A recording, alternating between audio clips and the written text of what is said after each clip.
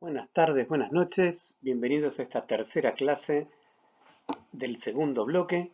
En esta clase seguiremos con campo eléctrico, pero vamos a estudiar cómo calcular y cómo analizar campos de distribuciones continuas de carga. Recordemos que hasta aquí hemos visto la noción de carga eléctrica, de cuerpo cargado, vimos cómo calcular fuerzas entre cargas y vimos la noción de campo eléctrico y de líneas de campo eléctrico para cargas puntuales o para conjuntos de cargas puntuales.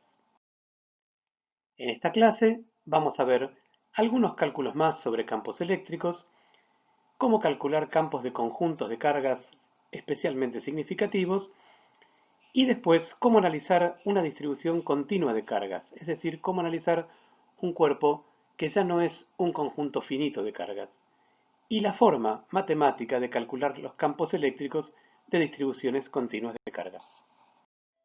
Recordemos entonces la definición de campo eléctrico.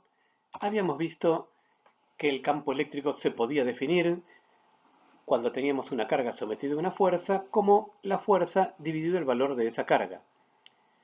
También podíamos definir el campo eléctrico como una propiedad del espacio que era modificado por las cargas y vimos la forma de calcularlo para cada una de las cargas. En el caso de ser muchas cargas, vimos también la clase pasada que esta era la forma de calcular el campo eléctrico de cargas ubicadas en puntos RI de valor Q sub I, y el campo resultaba ser una función de punto que era calculada en un punto R cualquiera del espacio. Este campo eléctrico era entonces una propiedad del espacio, ya no una propiedad exclusivamente de la carga que sufría la fuerza, y podía definirse aunque no hubiera ninguna carga sometida a ese campo. Vamos a ver entonces cómo calcular campos eléctricos de algunos conjuntos de cargas puntuales. Recordemos que esta era la forma general de sumar campos eléctricos de cargas, y en particular, si tuviéramos dos cargas iguales y del mismo signo, podríamos pensar que en cada punto, acá indicados con las líneas punteadas, tendríamos un campo eléctrico como está indicado en la figura. En líneas negras, el campo eléctrico de cada carga, en la línea roja, el campo eléctrico del conjunto de las dos, o sea, la suma de ambos. Tenemos aquí también la posición de cada carga, cada una está ubicada en una posición A sobre 2 o menos A sobre 2. El punto de campo es un punto cualquiera, en este caso del plano, no estamos trabajando el espacio, y además hemos calculado los vectores diferencia de posición, que son los que indican la dirección del campo eléctrico. Si calculamos el campo eléctrico, vamos a ver que el resultado general es esto, que es un vector que tiene dos componentes, como lo pueden observar. Vamos a subir un video que ustedes van a poder ver donde este cálculo se realiza de manera mucho más detallada. Otro tipo de campo eléctrico que se puede calcular también por superposición es el de dos cargas del mismo módulo, pero de signos distintos. En este caso, para cambiar la disposición, las hemos ubicado sobre el eje Y y no sobre el eje X. También, si dibujamos los vectores posición, podemos ver que ahora los vectores diferencia de posición entre el punto campo y el punto fuente indican el sentido de los campos, y vemos ahora que el campo de la carga positiva es saliente, el campo de la carga negativa es entrante y el campo resultante resulta un vector que tiene la dirección de la suma de ambos. En el punto inferior pueden ver la forma general que adopta ese campo de manera vectorial. También van a poder encontrar en un video una explicación detallada no solo de cómo llegar a esta expresión, sino de cómo calcular los campos en distintos puntos del espacio. Un caso particular de campo eléctrico, producto de la superposición de dos cargas y algunas suposiciones más, es el del dipolo eléctrico, que seguramente habrán escuchado, y si no lo escucharon, es de mucha utilidad en la física, en particular cuando trabajamos con campos eléctricos y vamos a comentarlo después. Tenemos aquí nuevamente la forma de calcular el campo eléctrico de una distribución de cargas, y el dipolo eléctrico consiste en la misma disposición que vimos en la diapositiva anterior. Dos cargas separadas por una distancia d, pero ahora el conjunto es mirado desde muy lejos, desde las dos cargas. Esto quiere decir dos cosas. Las vemos desde tan lejos que prácticamente parecen juntas. Sin embargo, no presentan una carga nula, sino que constituyen lo que se conoce como un dipolo. La intensidad del dipolo es el producto de la carga de alguna de ellas, el módulo de la positiva, el módulo de la negativa, por la distancia que las separa. Y además tiene una propiedad muy interesante, que es que, visto desde un punto muy lejano al dipolo, su intensidad ya no decrece como 1 sobre r cuadrado, como sucede con las cargas puntuales, sino que decrece como 1 sobre r cubo. Esta es una propiedad interesante de los dipolos y vamos a ver en diapositivas posteriores que esto explica algunas propiedades de varios materiales que usamos corrientemente. Tengan en cuenta lo que decíamos recién. Al ser la distancia de observación mucho más grande que el tamaño del dipolo, no nos interesa, en este caso, qué sucede con el campo entre las dos cargas. Un dipolo puede ser una molécula, y nosotros estamos mirando, por ejemplo, un vaso con agua. Vamos a observar en particular el caso del dipolo del agua. La molécula de agua, como todos conocemos, es H2O. Esto quiere decir que tiene un átomo de oxígeno y dos de hidrógeno. El átomo de oxígeno es más grande que los átomos de hidrógeno, por eso lo vemos representado de esta manera, pero además las uniones entre hidrógeno y oxígeno no son neutras, sino que tienen una polaridad. Esa polaridad muestra que hay un dipolo que va del oxígeno a un hidrógeno y un dipolo que va del oxígeno al otro hidrógeno. De esta manera lo podemos ver. Esto quiere decir que, los que ya vieron química, las nubes electrónicas no están distribuidas de igual manera, sino que hay una preponderancia de cargas negativas cerca del oxígeno y de cargas positivas cerca del hidrógeno. Esto muestra entonces que hay dos dipolos superpuestos.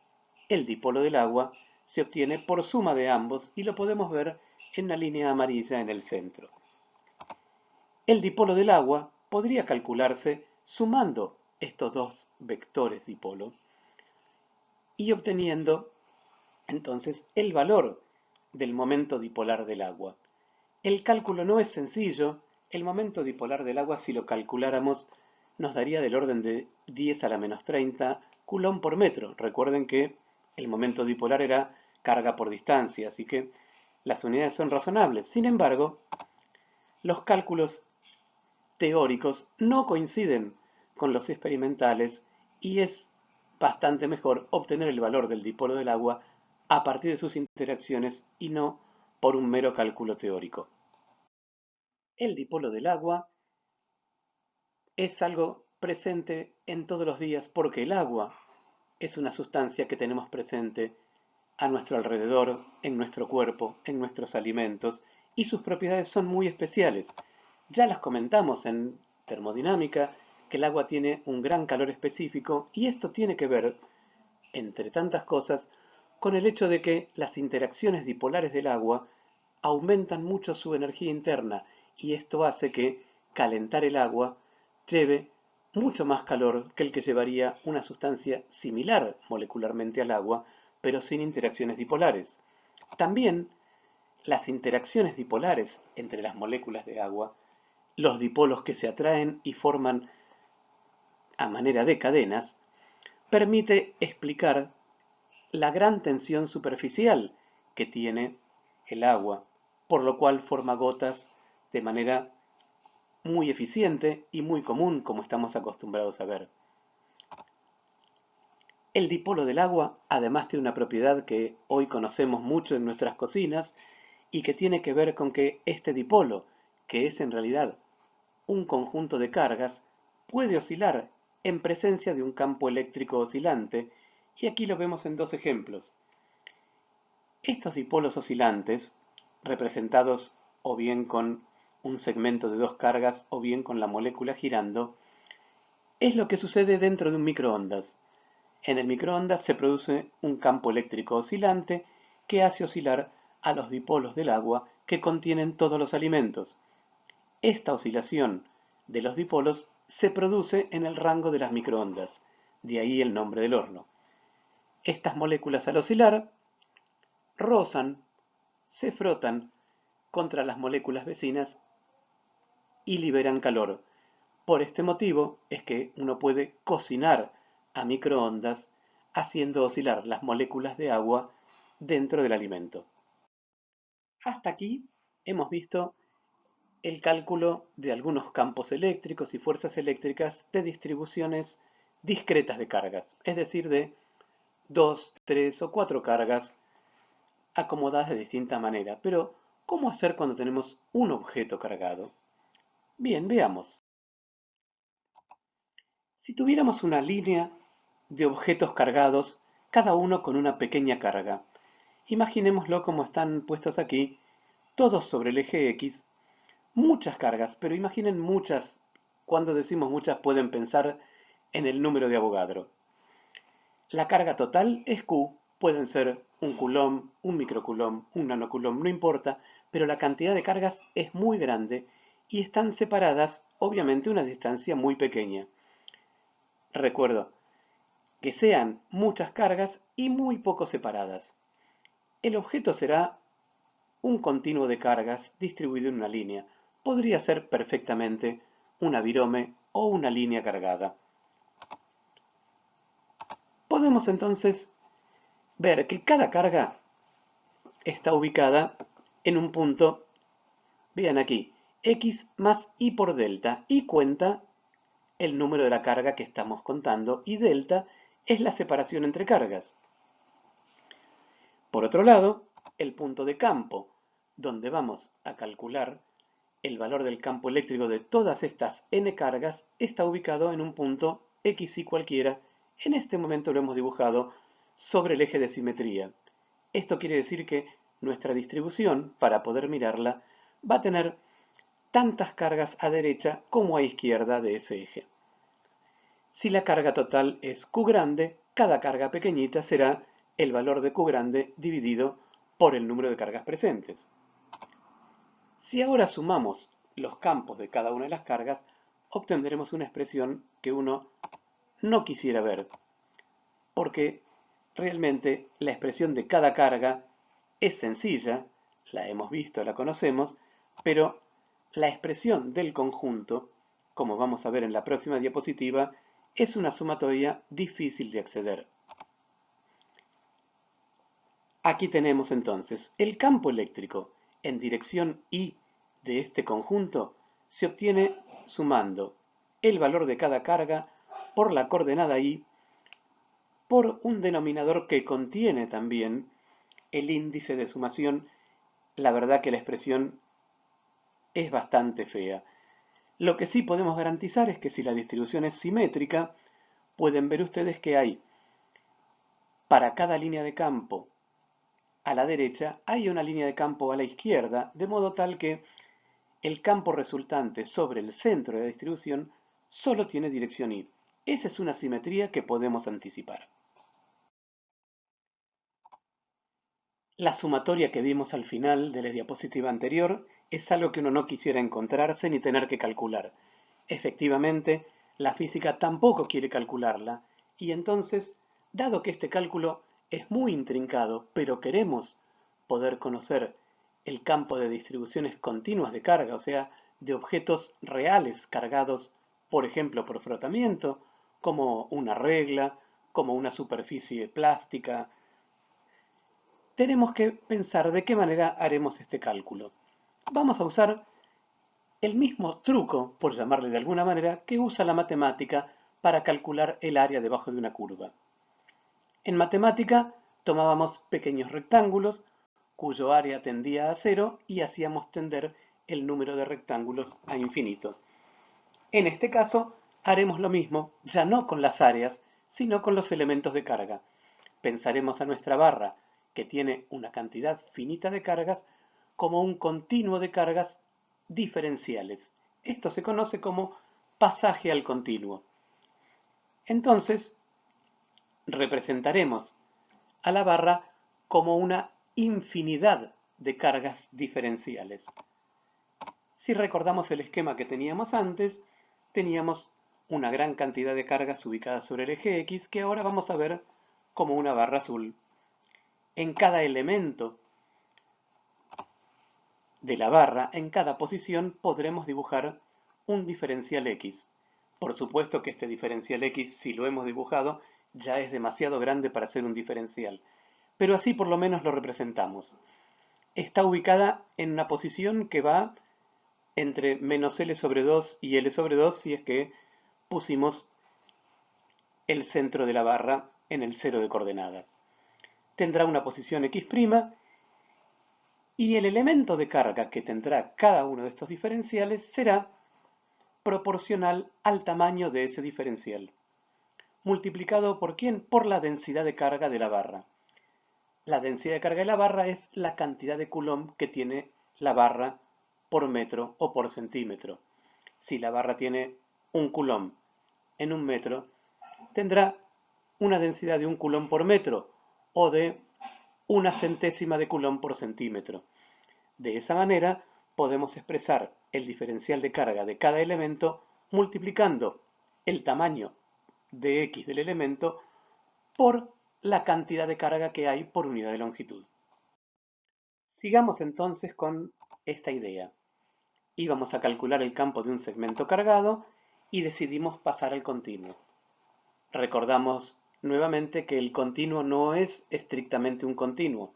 Cada carga no puede ser menor que la de un electrón y sí podemos pensar que están muy poco separadas porque las distancias son del orden intermolecular, pero son finitas y de carga discreta. Sin embargo, hemos decidido representarlas como un continuo de cargas y ahora entonces cada una está ubicada en una determinada posición y cada uno de estos elementos de carga genera su propio campo eléctrico. El campo de la barra, en su conjunto, será la superposición de esta infinidad infinita de campos eléctricos.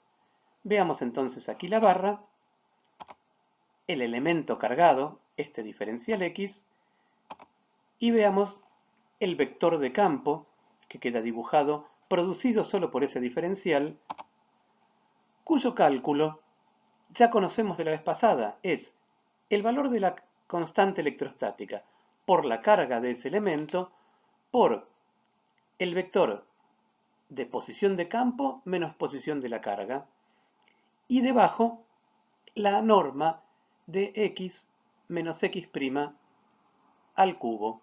Aquí lo tenemos puesto como x menos x' cuadrado más y cuadrado, porque es en dos dimensiones, a la 3 medios. Ya esta expresión es compleja. Volvamos entonces a calcular la integral. Para poder calcular el campo en el punto indicado, deberíamos integrar ya no una cantidad, sino dos, porque como el campo es un vector, tenemos que integrar la componente x y la componente y. Así está mostrado en esta integral. Pueden ver ustedes, igual que razonamos anteriormente, que la componente x de toda esta sumatoria será 0, con lo cual nos centraremos en la componente y. La integral, entonces, será la integral entre los bordes de la barra, colocados en menos L sobre 2 y L sobre 2, del campo de cada carga. Si vuelven a mirar en la expresión al lado del vector de campo, van a ver que estamos integrando solo la componente y. Y la única variable de integración será dx', o sea que la y en el numerador, la y en el denominador y toda esa cuenta tienen una única variable que es solamente x'. Vamos entonces a calcular el valor del campo de la barra, ya no solamente la expresión. Teníamos la barra con el elemento de posición y el elemento diferencial de campo. La expresión que habíamos obtenido para la integral estaba puesta así en términos del elemento de carga. Ahora bien, si pasamos a escribir diferencial q en términos de el diferencial x, obtendremos esta integral. Fíjense que donde dice diferencial q, hemos reemplazado por q sobre L por diferencial x'. Esta es la única diferencia. Y recuerden que la única variable de integración es diferencial x'. Esta integral, así como la ven, está en tablas y su resultado es el que tenemos aquí abajo, una vez expresado entre los dos límites de integración, menos L sobre 2 y L sobre 2. Ahora tenemos la expresión del campo de una barra de largo L y carga Q como función exclusivamente de la distancia vertical a la barra. Está bien que lo hemos simplificado porque este es solo el campo en el centro, pero queríamos mostrar cómo se hace el cálculo. Se puede hacer fuera del centro, pero realmente ahí sí la cuenta se complica más, las integrales son más sofisticadas y lo que nos interesa es que ustedes vean que esto es una parte del campo eléctrico, porque recuerden que la componente x es 0, pero la componente y ya es una función de punto. Para cada valor de la coordenada y de distancia a la barra, tenemos un campo eléctrico que incluso pueden ver que tiene el mismo valor hacia arriba y hacia abajo de la barra. Fíjense que cambiar y por menos i nos ubica a la misma distancia, pero en el otro plano de la barra, y que el campo quedará del mismo valor pero de signo contrario, es decir que si tenemos 3 newton sobre coulomb a 1 metro por encima de la barra, tendremos menos 3 newton sobre coulomb a 1 metro por debajo de la barra. Veamos otro caso en el cual se puede hacer un pasaje al continuo y calcular el campo por superposición de campos diferenciales. En este caso trataremos con un anillo.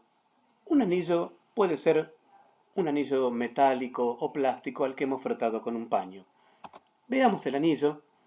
Ahora la distribución no es lineal, es en una circunferencia, entonces vamos a escribir unos ejes para describir los puntos de la circunferencia. El elemento de carga será algún elemento sobre este anillo, lo ubicamos acá, y evidentemente va a ser más fácil ubicar al elemento por su posición angular con el ángulo θ dentro del anillo que por un par de coordenadas x e y. En este caso, el elemento de carga se escribirá también como la densidad de carga por el elemento de arco, que llamaremos diferencial L. La densidad de carga será la carga total dividida el perímetro de la circunferencia en este caso, o sea, 2pi por r. Con lo cual tenemos que el diferencial q se podrá escribir en términos de diferencial θ como lambda por r por diferencial θ. El elemento de cargo de campo que genere tendrá esta dirección que no estará ni en el eje z, ni en el eje x, ni en el eje y. Si parametrizamos en coordenadas cartesianas, podemos ver que la forma de calcular el campo sería esta. Esto nos muestra claramente que el campo eléctrico de cada elemento diferencial ubicado en una posición θ dependerá de sus coordenadas y del punto z considerado para calcular el campo. Claro que podemos escribir x' e y' en función del ángulo θ. Esto se realiza de esta manera, con lo cual la expresión del elemento de campo quedará puesta ya no en términos de x' e y', sino en términos de r y el ángulo que mide la posición de los elementos. Sigamos entonces ahora, una vez que hemos puesto todo en términos del ángulo θ, sigamos con el cálculo de este campo. Teníamos un elemento de carga que producía un cierto campo eléctrico Y utilizando la parametrización que dijimos, o las podríamos llamar también coordenadas polares, esto resulta que el elemento de campo se puede escribir ahora solo en función del ángulo θ. Recuerden que R es una cantidad fija porque es el radio de este anillo. Entonces el elemento de campo depende exclusivamente de θ. Recuerden también que z es la posición donde estamos calculando el campo, no es una variable de integración. Este campo eléctrico, como ya dijimos, tiene las tres componentes. Pero vean ustedes que al integrar cada una de las componentes, la componente X que es R coseno de θ, la componente Y que es R seno de θ y la componente Z, nos vamos a encontrar con que las primeras dos componentes tienen una función trigonométrica que al recorrer todo el anillo entre 0 y 2π nos va a dar una componente resultante 0. Entonces veremos que la suma de todos estos campos eléctricos tiene solamente dirección z, no el de cada elemento, sino la integral. Los vectores de campo eléctrico van formando como un cono y la resultante de ese cono es justamente un vector en dirección z. Si integramos esa expresión, veremos que como θ solo aparece como diferencial, todo lo que hay que hacer es multiplicar por 2π. El resultado entonces de esta integración nos da el valor del campo eléctrico en su componente z a una distancia z del centro del anillo. Y también es una función de punto. Es sencilla de calcular, como también es sencilla de calcular el campo de la barra. Depende solamente de la coordenada z, así como el anterior dependía solamente de la coordenada y. Hemos visto entonces todo lo que nos habíamos propuesto. Cómo eran los campos de conjuntos de cargas, hemos visto cómo hacer el pasaje al continuo y hasta aquí llegamos en esta clase.